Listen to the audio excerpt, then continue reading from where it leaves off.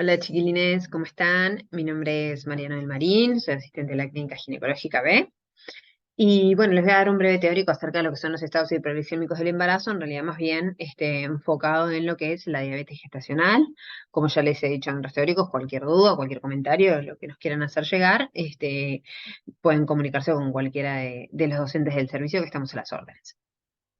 Bien, en cuanto a cómo vamos a desarrollar la clase, vamos a hablar un poco de la importancia del tema, la definición de esta patología, algunos elementos etiopatogénicos que se vinculan con la aparición de la diabetes gestacional, los criterios diagnósticos que utilizamos fundamentalmente en nuestro país, las complicaciones que acarrea dicha patología y el manejo, así como los controles que debemos de tener en cuenta en estas pacientes.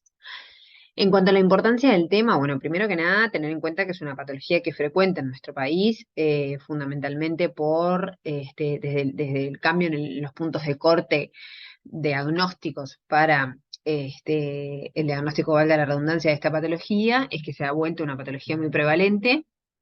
Asocia a su vez un aumento en la mortalidad materno-perinatal, fundamentalmente a expensas de lo perinatal, hablando siempre de lo que es la diabetes gestacional, y es necesario un correcto tratamiento y acompañamiento de estas pacientes que se siga por un equipo multidisciplinario. Tiene una buena respuesta en general las medidas terapéuticas, fundamentalmente el tratamiento higiénico-dietético, eso es una ventaja, en lo que respecta obviamente a la salud de la paciente y a los costos en salud, pero puede conllevar a su vez otros riesgos a largo plazo que debemos de tener en cuenta al momento de otorgarle el alta a nuestra paciente.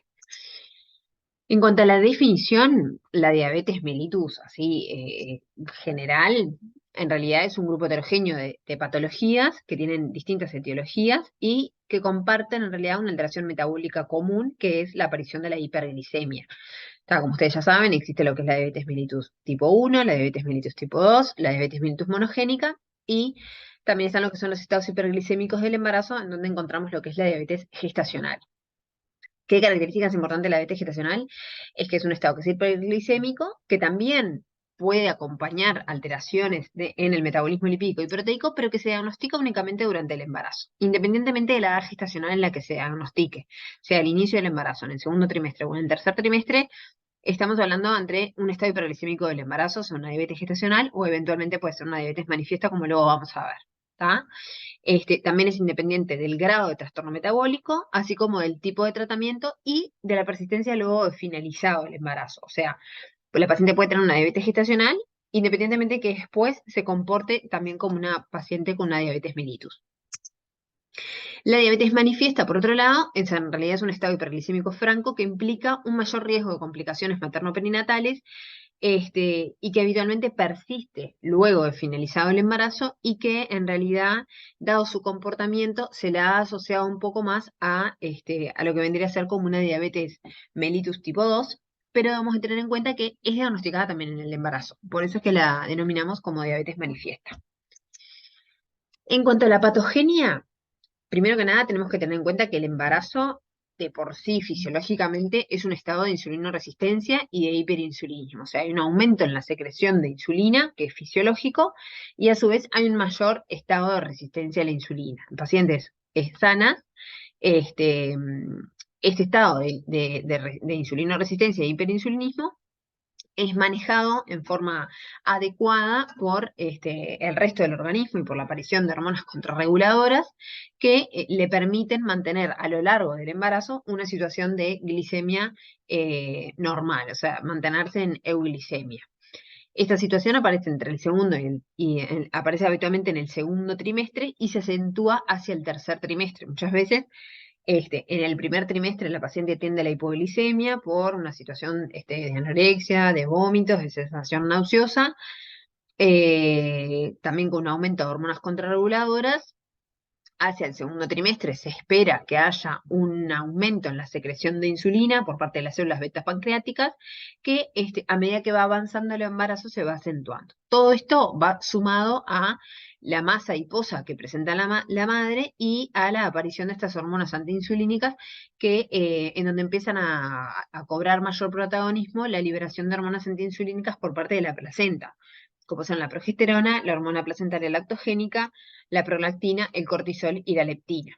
todas esas ayudan al control de la glicemia en un embarazo normal, o sea, normal, me refiero a un embarazo sin diabetes gestacional. ¿Qué pasa fisiológicamente?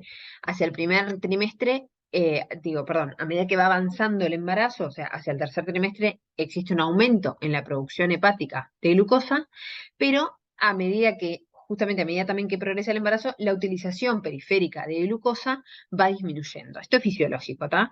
Y esto en realidad va acompañado fisiológicamente de un hiperinsulinismo que se ha visto que se predomina a nivel postprandial, o sea, luego de realizar las ingestas.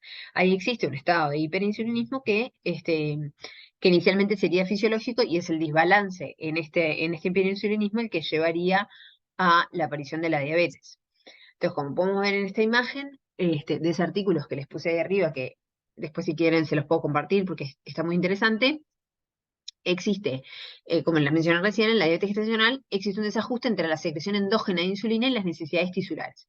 ¿Qué pasa? A nivel del metabolismo materno existe una situación de hiperglicemia que se acompaña de un estado de hipoinsulinismo porque en la mamá que presenta una diabetes gestacional, esas células beta pancreáticas no son capaces de secretar la cantidad de insulina necesaria para llevar a la normalidad a esos valores de glicemia.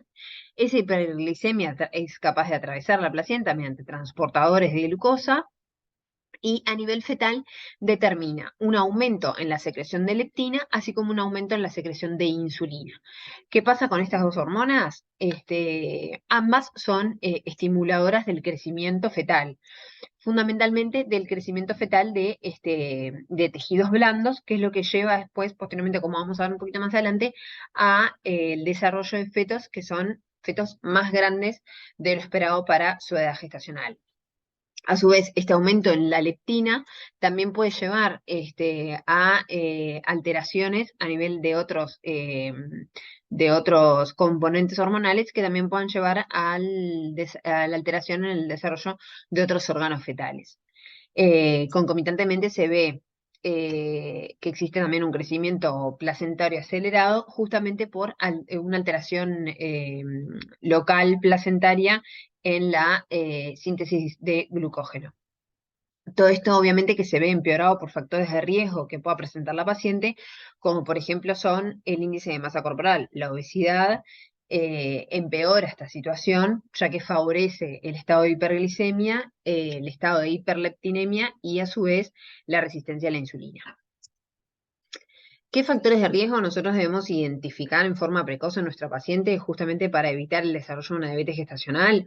O al menos poder aconsejar en cuanto a hábitos para evitar el desarrollo de esta diabetes gestacional. Bueno, son las gestantes añosas, que son las denominadas mayores, son aquellas que tienen más de 35 años, que en realidad se les denomina añosas por el riesgo que tiene de presentar patologías. Un índice de masa corporal mayor de 25, el sedentarismo, las dislipemias, la hiperinsulinemia y el antecedente familiar de primer grado de presentar una diabetes. Dentro de los antecedentes gineco-obstétricos, bueno, ni que hablar del síndrome de ovario poliquístico, presentar una diabetes gestacional previa, recuerden que todas las patologías obstétricas tienden a repetirse en los embarazos subsiguientes, entonces el antecedente obstétrico de diabetes gestacional también le conlleva un mayor riesgo, la pérdida recurrente de embarazo, el óbito de causa inexplicada y la macrosomía fetal, todo esto en embarazos previos. ¿Y qué características del embarazo actual? Fundamentalmente lo que son las complicaciones asociadas a la diabetes gestacional, como es la aparición de polidramnios, la macrosomía fetal, las infecciones genitales bajas y las infecciones urinarias a repetición. Estas características del embarazo actual, como vamos a ver, nos obligan o nos obligan nos hacen pensar en que la paciente pueda presentar una diabetes, entonces solicitar algunos controles más estrictos para su glicemia para poder detectarla en forma adecuada. Bien, en cuanto al diagnóstico, esto es importante que consideren que va variando en distintos países. Nosotros vamos a hablar del diagnóstico en nuestro país según las guías en salud sexual y reproductiva del Ministerio de Salud Pública. Para el diagnóstico de diabetes gestacional contamos con dos grandes métodos diagnósticos, que son lo que es la glicemia en ayunas, que implica 8 horas de ayuno y la toma de una muestra de sangre periférica, y lo que es la prueba de tolerancia oral a la glucosa. La prueba de tolerancia oral a la glucosa es la toma de 75 gramos de glucosa entre las semanas 24 y 28, o sea, en el segundo trimestre, que es cuando se debería dar ese incremento en la síntesis de insulina, y se extrae sangre a la hora de haber tomado esa glucosa y a las 2 horas. ¿Está? Entonces, para el diagnóstico en el primer trimestre utilizamos lo que es la glicemia en ayuno con un punto de corte mayor o igual a 0,92 gramos litro. ¿Qué tal? Que es en primer y tercer trimestre. Y entre las 24 y las 28 semanas se realiza la prueba de tolerancia a la glucosa o lo que se llama curva de glicemia, en donde los puntos de corte son a la hora de haber tomado la glucosa, un punto de corte mayor o igual a 1,8 gramos litro, y a las 2 horas mayor o igual a 1,53 gramos litro. Con un único valor patológico de cualquiera de estos elementos, ya se realiza el diagnóstico de diabetes gestacional, ¿está? Obviamente que una paciente en la que se le diagnostica la diabetes gestacional en el primer trimestre, no se le debe realizar la prueba de tolerancia oral a la glucosa en el segundo trimestre, ¿tá?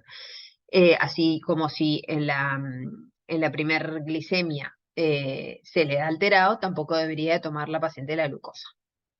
En cuanto a la diabetes manifiesta, que es el otro estatus dentro de los estados hiperglicémicos del embarazo, son aquellos que se comportaría más bien como una diabetes mellitus propiamente dicha, y los puntos de corte son glicemia en ayuno mayor o igual a 1,26 gramos litro, y la prueba de tolerancia oral a la glucosa mayor o igual a 2 gramos litro, o una glicemia aislada mayor o igual a 2 gramos litros en pacientes que presenten síntomas de síndrome diabético precoz, como puede ser polidipsia, poliuria, polifagia y adelgazamiento.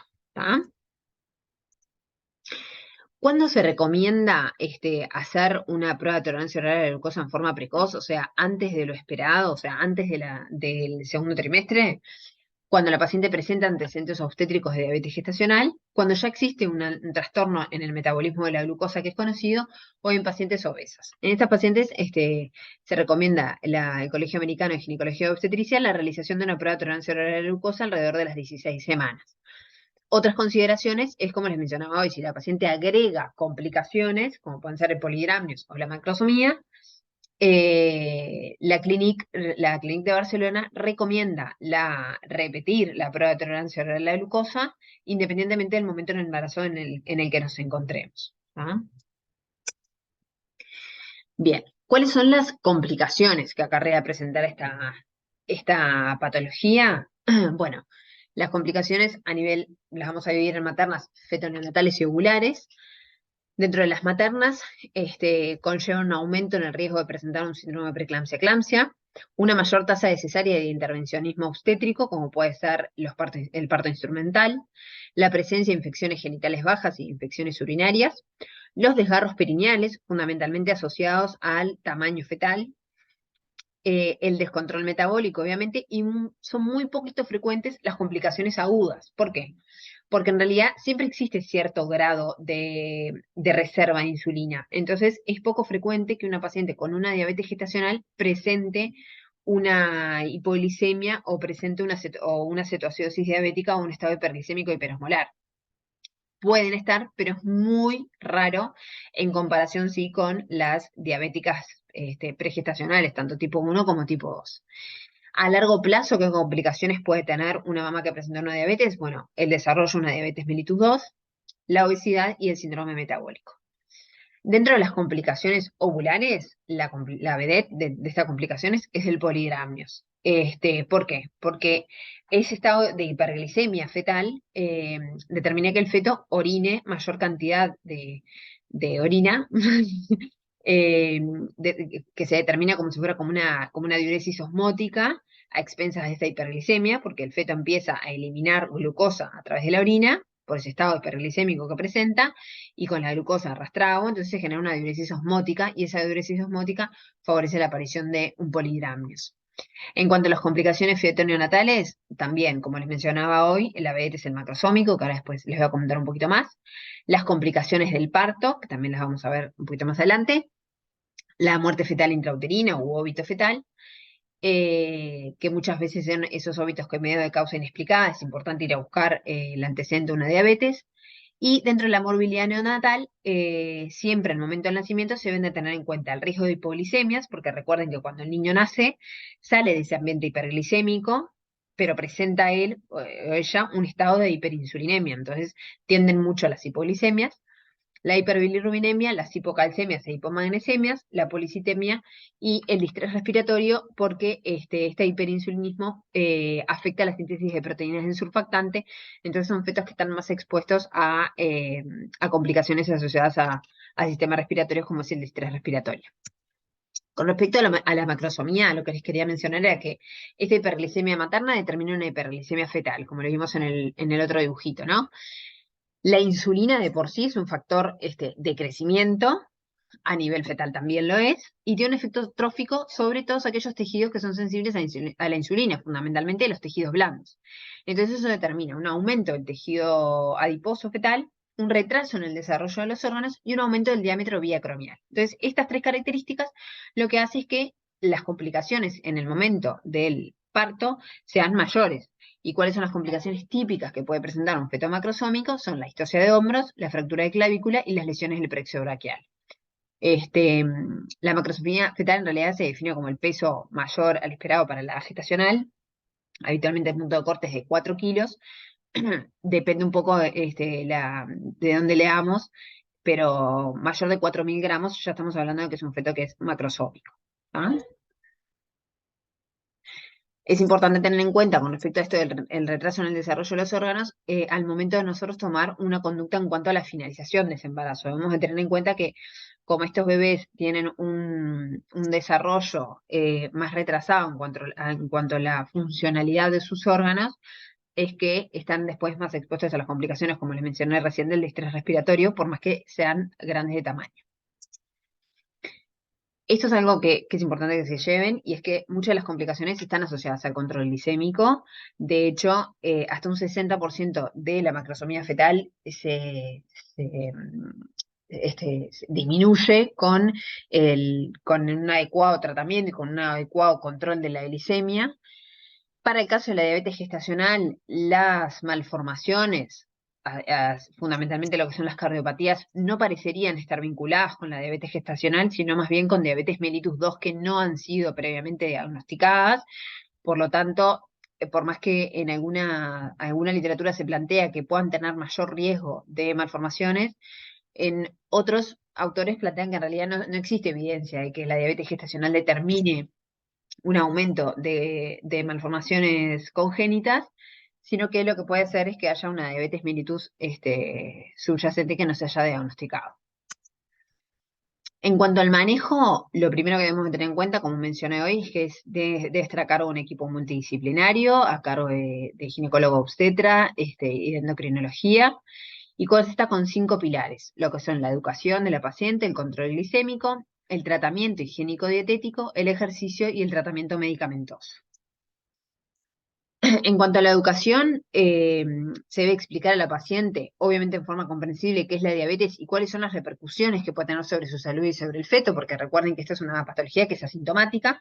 Entonces, es importante que tener en cuenta cuáles son las complicaciones para que la madre pueda cumplir con los tratamientos, el acompañamiento y la pesquisa también de emociones que pueda generar tanto la enfermedad como el tratamiento. En segundo lugar, lo que es el control glicémico. El control glicémico se debe realizar tanto en ayunas como en forma postprandial, desde el momento del diagnóstico, durante 7 a 10 días. Se utiliza con un medidor de glicemia en sangre capilar, que es el conocido glucotest. Y las cifras objetivo que se tienen en cuenta para valorar si la paciente presenta un buen control glicémico o no, son estas que les puse acá: 0,95 gramos litro en ayuno, 1,40 gramos litro a la hora y 1,20 gramos litro a las 2 horas de comer. Ahí no les puse, pero es a la hora y a las 2 horas de la ingesta, desde el inicio de la ingesta, en donde la paciente se hace el pinchazo con el hemoglucotest y se registran las cifras, y en función de eso es que se valora el control glicémico. En tercer lugar, contamos con lo que es el tratamiento higiénico-dietético, que es la piedra angular del tratamiento en la diabetes gestacional. Debemos de tener en cuenta que la gran mayoría de las pacientes logran un buen control glicémico con el tratamiento higiénico dietético. Entonces, de esta forma se le debe de explicar la dieta óptima para ella, obviamente en función del índice de masa corporal pregestacional, se ajusta el incremento ponderal en función del peso, o sea, o del IMC previo al embarazo, y a su vez se debe acondicionar la dieta en función de las necesidades familiares, del horario laboral y de las capacidades económicas que tenga nuestra paciente. Ahí les puse, el 70 y 70% de las pacientes se mantienen normoglicémicas solamente con la dieta. Por eso es importante que nosotros hagamos hincapié en la importancia de cumplir con la dieta. La dieta debe ser normocalórica, de 5 a 35 kilocalorías kilo día, no restrictiva. Recuerden que las dietas muy restrictivas en calorías, así como en carbohidratos, pueden llevar a la aparición de otras complicaciones más raras en la dieta gestacional, como es, por ejemplo, la restricción del crecimiento intrauterino, pero que pacientes de repente muy estrictas, en donde la dieta se hace mucho hincapié en que sea restrictiva, puede traer puede traer esta complicación de restricción de crecimiento y por lo tanto se plantea que sea no restrictiva, adaptada a las necesidades nutricionales y al estilo de vida. Y ahí les puse lo que son la proporción de carbohidratos, de hidratos de carbono, o de carbohidratos está bien, de proteínas y de grasas, y idealmente se deben realizar 3 comidas diarias y 2 a 4 colaciones, o 4 comidas y 2 colaciones, para evitar las hiperglicemias postprandiales y también las hipoglicemias en ayuno. Obviamente que el tratamiento higiénico dietético va de la mano de un equipo de nutricionistas. En cuanto al ejercicio físico, también está fuertemente recomendado. Mejora la sensibilidad de la insulina y aumenta el consumo de glucosa, que es justamente lo que viene pasando, las alteraciones que viene teniendo la paciente que tiene una diabetes gestacional.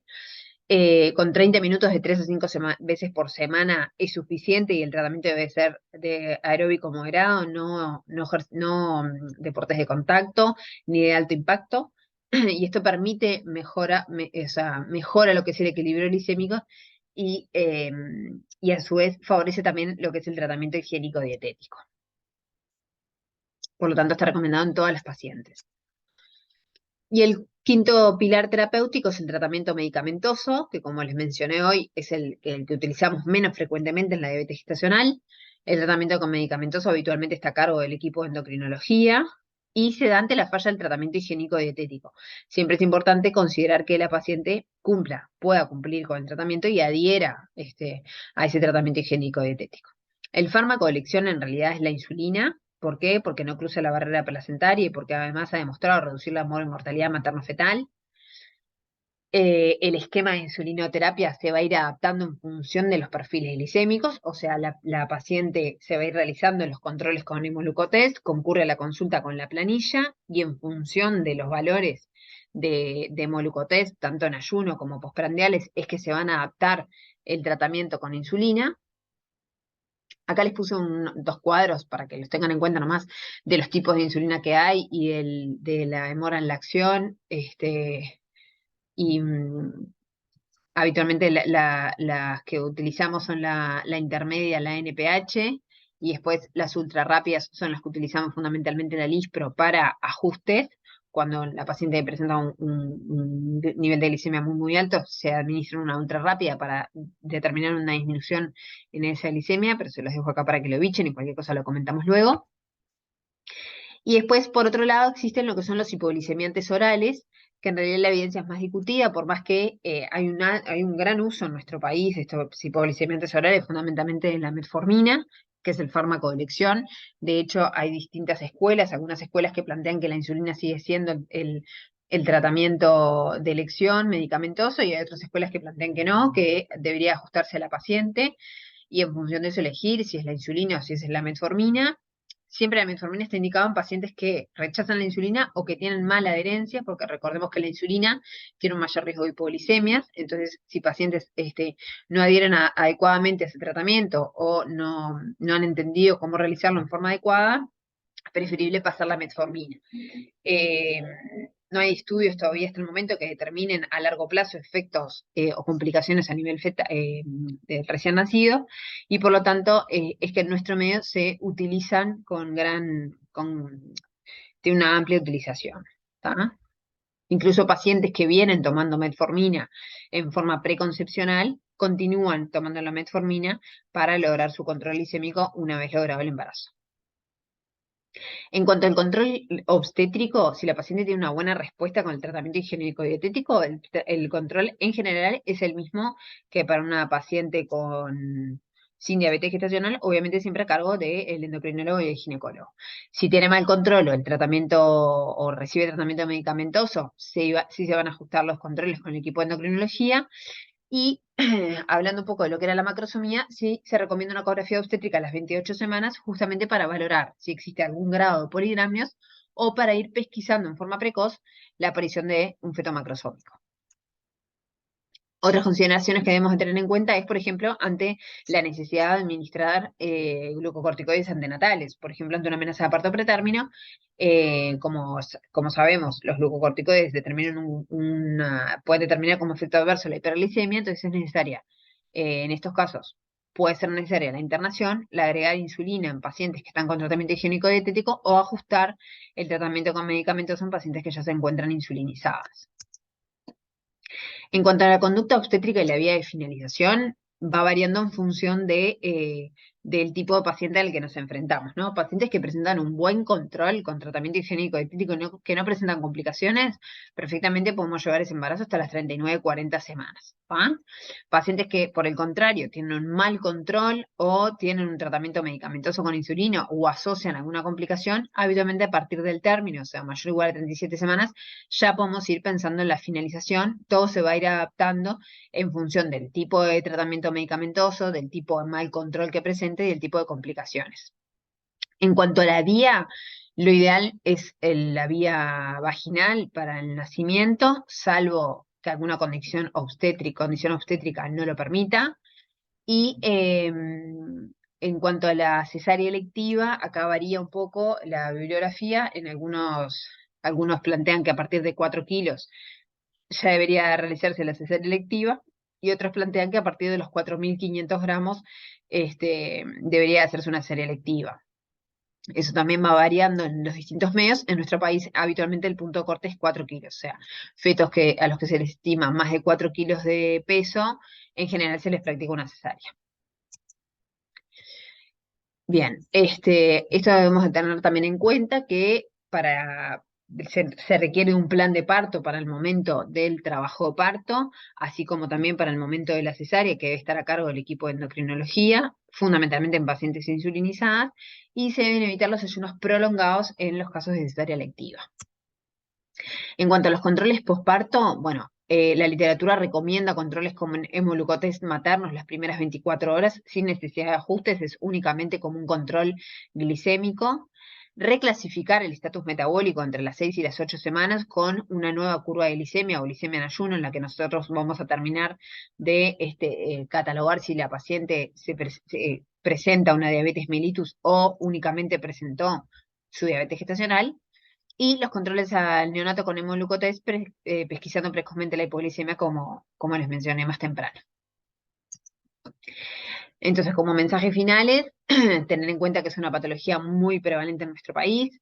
El Ministerio de Salud Pública recomienda su pesquisa en los 3 trimestres del embarazo, con la glicemia en ayuno en el primer y tercer trimestre y la prueba de tolerancia oral a la glucosa en el segundo trimestre. En general tiene baja tasa de complicaciones y una buena respuesta al tratamiento higiénico dietético, y un pilar fundamental del tratamiento es la educación de estas pacientes. Bueno, muchísimas gracias.